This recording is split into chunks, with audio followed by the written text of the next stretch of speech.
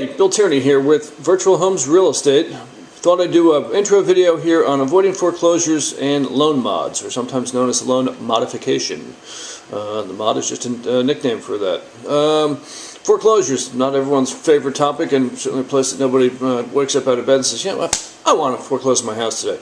But how and why people get there is, it's everyone's circumstances are different. It's a job change, it's change in income, change in financial status, divorce, call it what you want. It's not a path anyone chooses to go down, but sometimes you get there. And let's just talk a little bit about, the difference between a foreclosure and a loan modification and doing a short sale. Foreclosure is when the bank comes in and they take the property. You haven't made the payments, you get behind, the bank takes it. That's never anyone's first choice. A lot of people say, well, geez, I owe $500,000 on my mortgage, and my property is worth $450,000, and I'm upside down. It's going to cost me commissions and over and above that to sell the house. Heck, let the bank take it. Not always the greatest thing. It drives down property values for your neighbors and in the neighborhood. Gives your neighbors bad comps when you try to do it. More importantly for you, if the foreclosure on your credit report, it wrecks your credit. You're going to have a hard time getting car payments and credit cards and everything else. So, that's not the road to go down. Sometimes you can avoid it.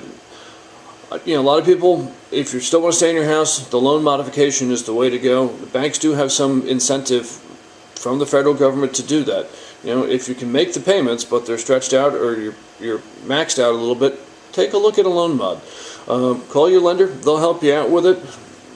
There's 3 million people that qualify for a loan mod. 650,000 of them have been done recently, so you got a 1 in 5 shot at doing it, but it's worth a try.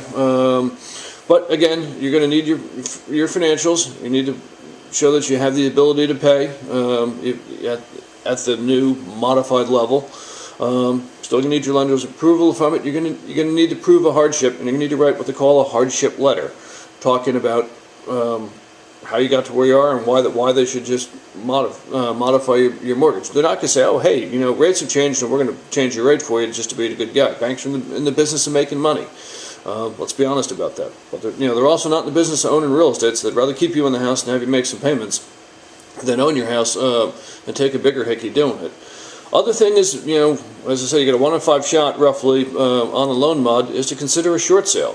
Short sale is basically, you bought your house, you took out a $500,000 mortgage, real estate market's adjusted, can't miss that in the press these days, and your house is worth $450,000. So you're upside down by $50,000. You need to move, can't make the payments, whatever the situation. Again, need to prove a hardship. They're not just going to let you out from under the $50,000 delta there because you don't feel like paying it. But if you can't, sometimes they're willing to work with you. Got to get some financials together. Still need to put that hardship letter together. And actually, there's a program from the government that may actually help you offset your moving costs. Good example in a little bit more detail of a short sale is take a fictitious buyer who's got a $500,000 mortgage. House is worth $450,000.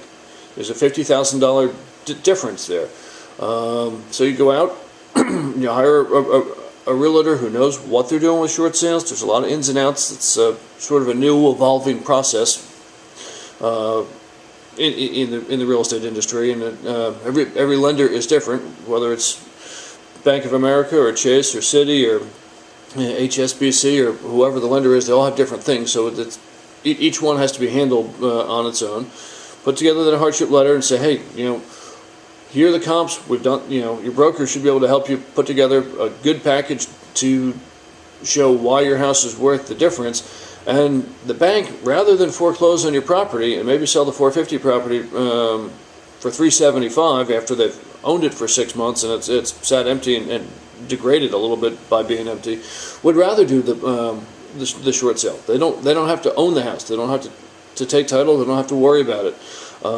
So a short sale can be a good alternative for people. If you want to know more about loan mods or short sales, I'd recommend you go to my website, massforeclosurehelp.com. That's massforeclosurehelp.com, where I cover some of these, and I actually have an ebook that you can download from there called The Homeowner's Guide to Avoiding Foreclosure, which will cover a lot of these things in more detail. Anyway, my name is Bill Tierney with Virtual Homes Real Estate, and I hope this was helpful. And